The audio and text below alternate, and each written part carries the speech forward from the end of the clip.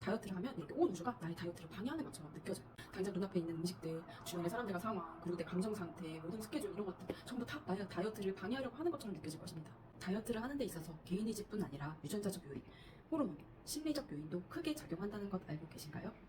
지금 말씀드리는 이 내용을 알고 있으면 매번 다이어트에 실패하고 돈만 날리는 일을 반복하는 것에서 조금은 벗어나실 수 있을 겁니다. 제가 만드는 영상들은요, 대부분 다이어트를 자기계발의 맥락에서 설명해드리고 동기부여해드리는 설명 영상이기 때문에 굳이 시간 내서 화면을 보지 않으셔도 되고, 다른 업무를 보시면서 귀로 듣거나 운전할 때, 운동할 때 그냥 틀어놓고 듣기만 하셔도 됩니다. 여러분의 시간을 뺏지 않을 테니까 다른 일 하면서 들으세요. 마지막 장면에는 전체 내용을 요약한 그림을 넣어드릴 테니까 필요하시면 그걸 capture해 두시면 됩니다. 지금 바로 시작합니다. 자청님이 쓰신 베스트셀러 역행자라는 책을 아시나요? 오늘은 이 책의 내용 일부를 다이어트 측면에서 해석하여 설명드리고자 합니다. 자, 올해에는 꼭 다이어트에 성공해서 건강하고 예쁜 몸을 만들어 보겠다고 마음먹은 한 여성이 있습니다. 내 외모를 디벨롭시켜서 더 나은 회사에 취업하고 더 예쁜 모습으로 사진을 찍어 인스타에 올리고 사람들에게 인정받고 또 더 멋있는 이성을 만날 수 있을 거란 기대감 때문이죠. 그래서 다이어트를 검색하고 운동 없이 살 빼는 법, 뱃살만 쏙 이런 식으로 광고가 들어간 어떠한 요상한 다이어트 제품을 사는 것으로 시작합니다. 일단 돈부터 쓰고 시작해요. 사실상 마케팅용으로 쓰여진 각종 후기를 샅샅이 살펴보면서 그 제품을 사서 복용하기만 해도 나도 이 사람들처럼 무조건 성공적으로 살이 빠질 거라는 확신을 스스로 만들어갑니다. 또 운동도 왠지 해야 될 것 같아서 여려이 예쁜 언니들이 예쁜 운동복 입고 인포를 보고 있는 필라테스에 등록하거나 헬스장에서 대박 마지막 할인 기회라는 PT 패키지로 수백만 원을 덜컥 등록하고 맙니다. 또 돈을 쓰고 말아요. 한 일주일 운동 수업에 나가도 보고 다이어트 보조제도 열심히 먹어보고 닭가슴살과 고구마를 잔뜩 주문해서 먹어보기 시작합니다. 그러나 며칠 있다가 친구들과 약속이 잡히고 또 며칠 있다가 또 가족 생일이 다가오고 또 며칠 있다가 설 명절이 다가오고 또 며칠 있다가 회식이 잡히거나 하필 이때부터 야근을 연속적으로 하게 되면서 다이어트 식단은 엉망진창이 되고 미리 잡아놨던 운동 스케줄도 매번 캔슬하기 시작합니다. 이러한 식사 자리나 상황마다 눈앞의 음식들을 참지 못하고 폭식을 반복하면서 뱃살과 체중은 오히려 더 늘어납니다.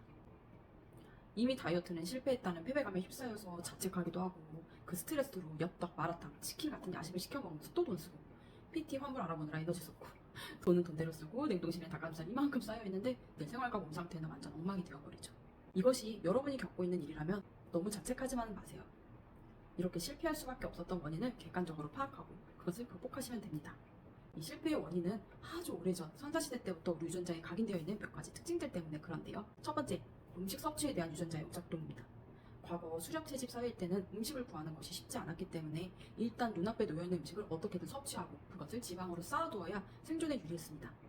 특히나 가뭄이나 전쟁 같은 위기 상황이면은 몸은 이 위기인 상태를 인지하고 생존하기 위해 더더욱 열량을 섭취하고 축적해두려고 했습니다. 현대사회에서는 야근을 하거나 크게 스트레스 받는 일이 있을 때 그럴 때에도 몸이 위기 상태라고 인지해서 음식을 더 많이 섭취해두라고 명령을 합니다. 사실 이미 배는 찼고 음식은 도처에 남아돌고 있는데 말이죠. 과거에는 음식을 일단 먹고 보는 이러한 심리기제가 사람을 생존할 수 있게 만들어주었지만 현재는 당뇨와 비만을 유발하는 유전자 오작동이 되었습니다. 내 몸은 현대사회를 살고 있는데 유전자에 각인된 본능은 여전히 수렵채집 사회일 때 머물러서 그 명령을 따르려고 한다는 것입니다. 한편으로는 당장에 눈앞에 있는 맛있는 음식을 생각 없이 먹는 것이 마치 릴스나 쇼츠를 무념무상으로 볼 때처럼 도파민을 분비시키고 우리의 뇌는 자극적인 음식을 먹거나 자극적인 컨텐츠를 소비할 때 쾌락과 즐거움을 느끼면서 뭔가 얻었다고 착각을 하게 되는데요. 사실은 아무런 이득이 없고 오히려 내 몸과 뇌를 망가뜨립니다. 너무나 쉽게 얻어지는 쾌락과 성취감, 이것이 정작 내 삶을 망가뜨리게 되는 거죠. 두 번째, 좋은 평판에 대한 유전자 오작동. 평판에 대한 심리 기제가 다이어트에 영향을 주기도 합니다. 과거에는 원시 부족 사회에서 왕따를 당하는 게 곧 죽음을 의미했습니다.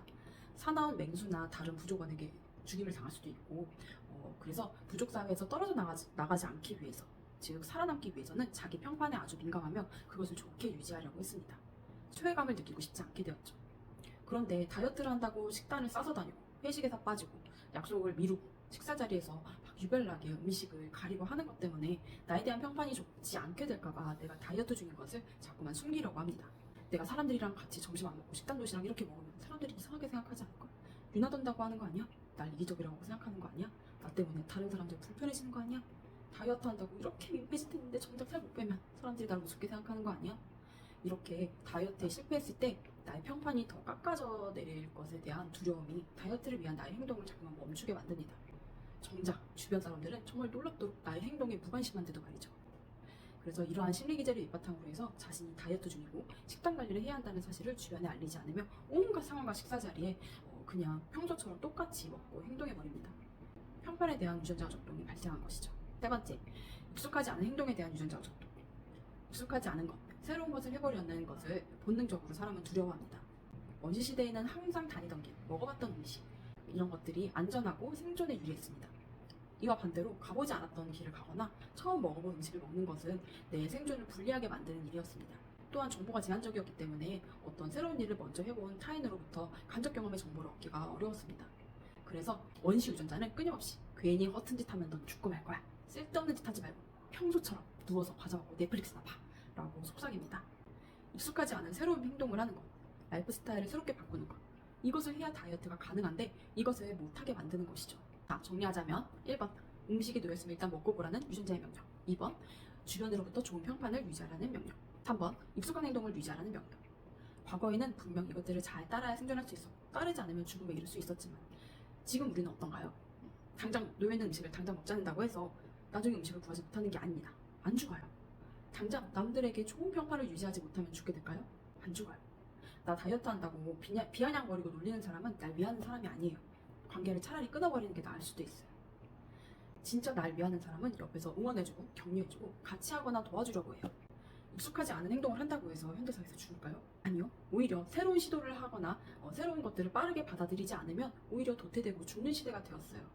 우리는 이렇게 과거에만 머물러 있는 유전자 오작동을 거슬러서 행동을 해야 합니다. 다이어트를 하면 이렇게 온 우주가 나의 다이어트를 방해하는 것처럼 느껴져요.